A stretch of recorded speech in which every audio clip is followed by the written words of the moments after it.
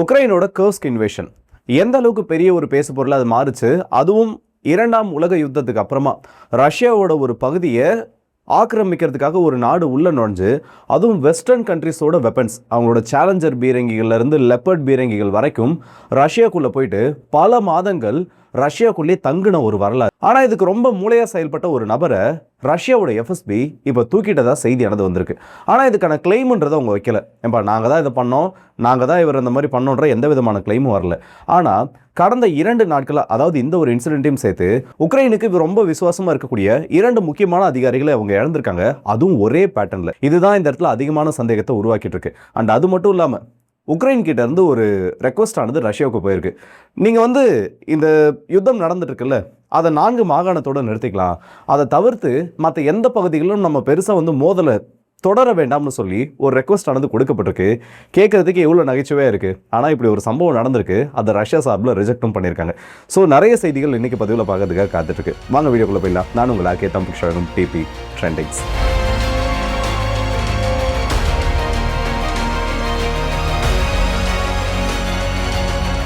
Kernel Vladimir Kononikov இவர் யாருன்னு பார்த்தோன்னா 154வது மெக்கானிஸ்ட் பிரிகேடோட கமாண்டர் இன் ஆஃபீஸராக இருக்கக்கூடிய ஒரு நபர். அதே மாதிரி இப்போ சமீபத்தில் இன்னொரு பேர் ரொம்ப பெருசாச்சு, நம்ம போன வீடியோவில் கூட பார்த்துருப்போம்.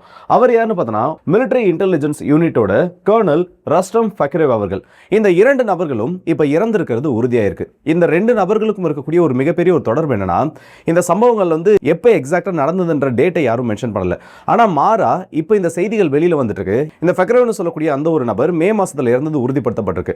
ஆனா முன்னாடி நான் மென்ஷன் பண்ண நபர் அவர் எப்ப இறந்தாருன்னு தெரியல. ஆனா இறந்துட்டாருன்றதை இப்ப உறுதிப்படுத்திருக்காங்க. இந்த 2 நபர்களும் ஒரே முறையில் கொல்லப்பட்டிருக்காங்க. எக்ஸாக்டா அவங்களோட தலைகள்ல துப்பாக்கி குண்டுகளானது சுடப்பட்டிருக்கு. ஒரு பர்சனை ரொம்ப இன்க்ளோஸ் டிஸ்டன்ஸ்ல நிக்க வச்சு பிஸ்டல்ஸ் மூலமா இந்த 2 நபர்களும் சுட்டுக் கொல்லப்பட்டதா சொல்லியிருக்காங்க. முதல் கட்ட தகவலானது உக்ரைன்ல இருந்தும் சரி, இல்ல இந்த விஷயத்தை பத்தி தெரிஞ்ச சில முக்கியமான உக்ரைனோட சோர்சஸ்ல இருந்தும் சரி உறுதிப்படுத்தப்பட்ட தகவலா வெளியில வந்திருக்கு. சரி, ஓகே, நேத்து பார்த்த செய்தியில சொன்ன நபர் கிரீமியாவுக்குள்ள ரஷ்யாவோட இன்டெலிஜென்ஸ் ஏஜென்சியை டார்கெட் பண்ணியிருந்தாங்க. அது மட்டும் இல்லாம இந்த மாதிரி கிரீமியாவை திரும்ப உக்ரைன் கிட்ட சேர்க்கறதுக்கான சில முயற்சிகளை ஈடுபடுறாங்க. ஆனால் முதல்ல இந்த வீடியோட ஸ்டார்டிங்ல நம்ம மென்ஷன் பண்ண கர்னல் விளாடிமிர் கொனோனிகோவ் அவர்கள் அதை விட ரொம்ப முக்கியமான ஒரு பொசிஷன்ல இருந்திருக்காரு. கார்கிவ் பகுதிகளில் இருந்து ரஷ்யாவுக்குள்ள புஷ் பண்ணது மட்டும் இல்லாம இந்த கர்ஸ்க் அஃபென்சிவ்க்கு ரொம்ப முக்கியமான ஒரு மூலையா செயல்பட்டிருக்காரு.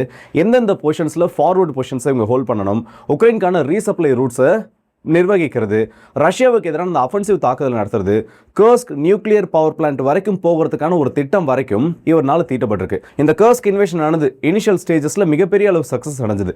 ஏன்னா உள்ள நுழைஞ்ச உக்ரைன் ரொம்ப ஃப்ரீயா ரஷ்யாவோட ஒரு 800க்கும் அதிகமான ஸ்கொயர் கிலோமீட்டர் பகுதியில் வெறும் ஒரு 4 நாட்களிலே பிடிக்க ஆரம்பிச்சாங்க. அது எல்லாத்துலேயும் இவரோட பங்கு அதிகமாக இருந்தால் சொல்லப்பட்டிருக்கு. அவர் இப்போ உக்ரைனுக்குள்ள கொல்லப்பட்டிருக்காரு.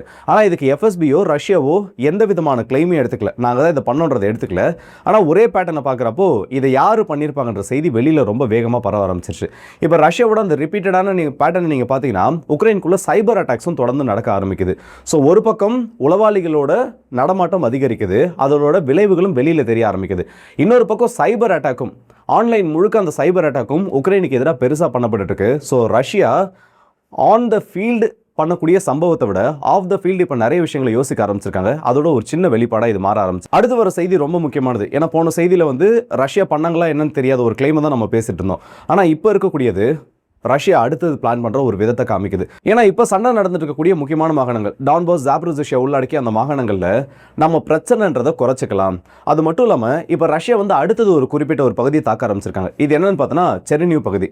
இது இந்த மாகாணமானது, இந்த செர்னிவ்னு சொல்லக்கூடிய மாகாணமானது உக்ரைனோட டிஃபென்ஸ்ல ரொம்ப முக்கியமான ஒன்று. காரணம், இந்த ஈஸ்டர்ன் ஃப்ரண்ட் இருக்குல்ல, மொத்தமா இந்த ஈஸ்டர்ன் ஃப்ரண்ட்ல பெலாரஸோட பார்டரை ஷேர் பண்ணக்கூடிய முதல் மாகாணம் அதுதான்.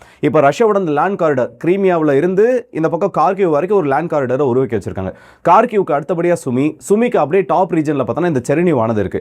இந்த செர்னிவ் ரீஜன் வரைக்கும் ரஷ்யா அவங்களோட ஈஸ்டர்ன் ஃப்ரண்ட்டை, அந்த பேட்டில் ஃப்ரண்ட்டை எக்ஸ்டெண்ட் பண்ணிட்டாங்கன்னா பெலாரஸ்ல இருந்து, அதாவது தேவைக்கேற்ப அந்த உதவியானது வரப்போ இன்னும் இனிஷியல் ஸ்டேஜஸ்ல எப்படி உக்ரைன் என்சர்க்கிள் பண்ண ஆரம்பிச்சாங்களோ, அந்த பெலாரஸ் ஒட்டிய பார்டர்ல இருந்து அப்படியே அந்த கிரீமியா வரைக்கும் ஒரு லேண்ட் காரிடரை உருவாக்குறதுக்கு ட்ரை பண்ணாங்களோ அதே விஷயத்தை ரஷ்யானால இப்ப பண்ண முடியும். இதை ஜஸ்ட் யூகங்களின் அடிப்படையிலோ இல்ல பெலாரஸ்க்கும் ரஷ்யாவுக்கும் இப்ப பேச்சுவார்த்தை நடந்தது அதை வச்சு மட்டும் நான் சொல்ல. எஸ்பி யுக்ரைன்னு சொல்லிட்டு உக்ரைனுக்கு ரொம்ப முக்கியம் முக்கியமான ஒரு நிறுவனம். இவங்களோட வேலை என்னன்னு பார்த்தோன்னா, இந்த மிசைலுக்கான ஃபியூலை உருவாக்குறதுலேருந்து லூப்ரிகன்ட் வரைக்கும் இண்டஸ்ட்ரியல் அப்ளிகேஷன்ஸை அதிகமாக உருவாக்குறதுக்கான ஒரு நிறுவனம். கடந்த மே மாதம் 15ஆம் தேதி, 13ஆம் தேதி, 18ஆம் தேதி ஆகிய 3 தினங்களில் இவங்களோட முக்கியமான பிளான்ஸ் டார்கெட் பண்ணப்படுது. இதில் வந்து பெரிய டிஸ்ட்ரக்ஷன் ஏற்படலை. ட்ரோன் அட்டாக் வெறும் ஒரு சில இடங்களில் மட்டும்தான். மொத்தமாக இவங்களுக்கு வந்து உக்ரைனுக்குள்ள ஒரு 9 இடங்களுக்கும் அதிகமாக மேனுஃபேக்சரிங் பிளான்ஸ் இருக்கிறதா சொல்கிறாங்க. அதில் இந்த 9ல் 4 இந்த செர்னிவ் ரீஜனில் மட்டுமே இருக்குது. இந்த 4 இடங்களுமே அந்த மே மாதத்தில் நடந்த அந்த 3 தாக்குதலில் ஸ்ட்ரைக்குக்கு உள்ளாகப்பட்டிருக்கு. ஆனால் மேஜரான ஒரு பாதிப்பு ஏற்படலை. சின்ன ஃபயர், அதுக்கப்புறமா திரும்ப வந்து அந்த பிளான்ட்டை அவங்க ஆப்ரேட் பண்ண ஆரம்பிச்சிருக்காங்க. இப்போ நேற்று நடத்தின ஸ்ட்ரைக்கில் கம்ப்ளீட் டெஸ்ட்ரக்ஷன்ன்றது இந்த 4 பகுதிகளிலும் ஏற்பட்டதா சொல்லியிருக்காங்க. இது ஒரு சின்ன ஒரு ஸ்ட்ரைக் மட்டும் கிடையாது. இந்த செர்னிவ் ரீஜன் வரைக்கும் யுத்தமானது போகுதுன்னா, ரஷ்யா அடுத்து பெலாரஸோட ஒரு லேண்ட் காரிடாரை உருவாக்கி வீரர்களை உள்ள அனுப்புறதுக்கான முயற்சிகளில் ஈடுபடுவாங்க.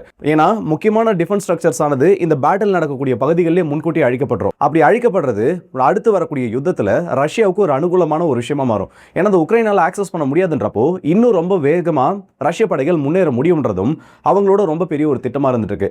இதுக்கு ஜெலன்ஸ்கி அவர்களும் ஆல்மோஸ்ட் அவர் உறுதிப்படுத்திட்டாரு. ஏன்னா ரஷ்யாவுக்கு வந்து அஃபிஷியலாக உக்ரைன்ல இருந்து ஒரு ரெக்வஸ்ட் ஆனது போயிருக்கு. நம்ம இந்த 4 மாகாணத்தில் மட்டுமே சண்டை வச்சுப்போம்.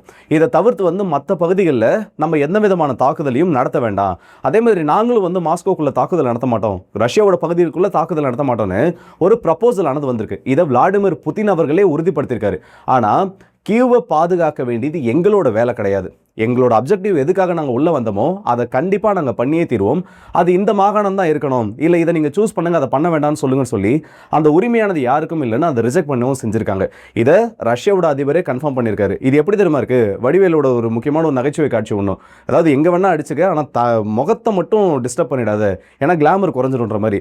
எந்த இடத்த அடிக்கணுன்றதை ரஷ்யா கிட்ட போய் பேசிட்டு இருக்காங்க. நீங்கள் இந்த இடத்துல அடிக்காதீங்க, இல்லை இதெல்லாம் பண்ணாதீங்கன்னு சொல்லிட்டு உக்ரைன் நடத்தக்கூடிய ஆபரேஷன்ஸ்க்கு சக்ஸஸ் கிடைக்கிற மாதிரி இருந்தா இந்த ஒரு பேச்சுவார்த்தை இப்படி ஒரு ப்ரப்போசல் அவங்க முன்னாடி வைக்கணும்ன்ற ஒரு அவசியமே கிடையாது.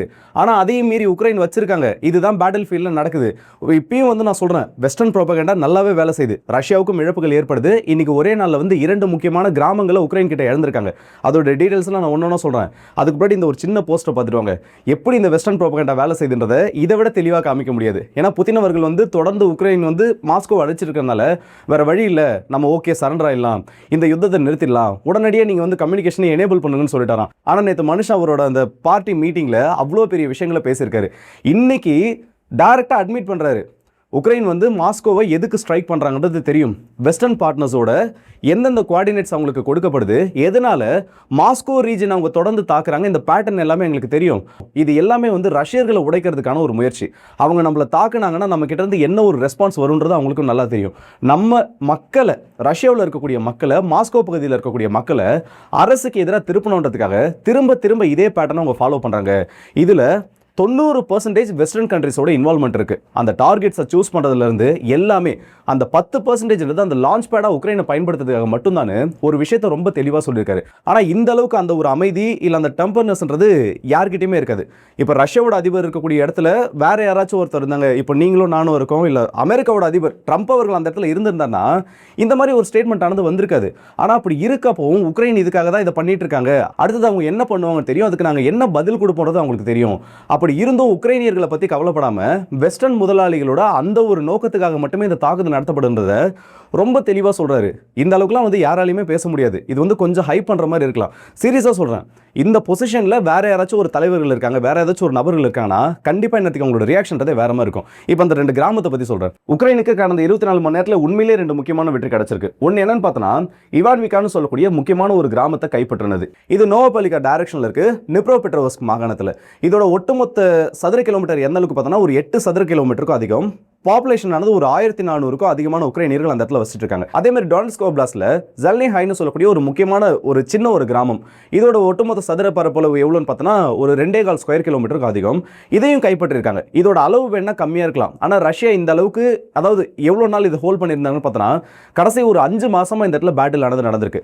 5 மாசங்கள் போராடி இந்த ஒரு இடத்த பிடிச்சிருக்காங்க. அதே மாதிரி இதுக்கு முன்னாடி கைப்பற்றின அந்த இவானின் சொல்லக்கூடிய பகுதியில் 6 மாசத்துக்கும் அதிகமாக சண்டை போட்டு அந்த ஒரு பகுதியை பிடிச்சிருக்காங்க. இது உக்ரைனுக்கு ரொம்ப முக்கியமான ஒரு வெற்றியை கொடுத்துருக்கு.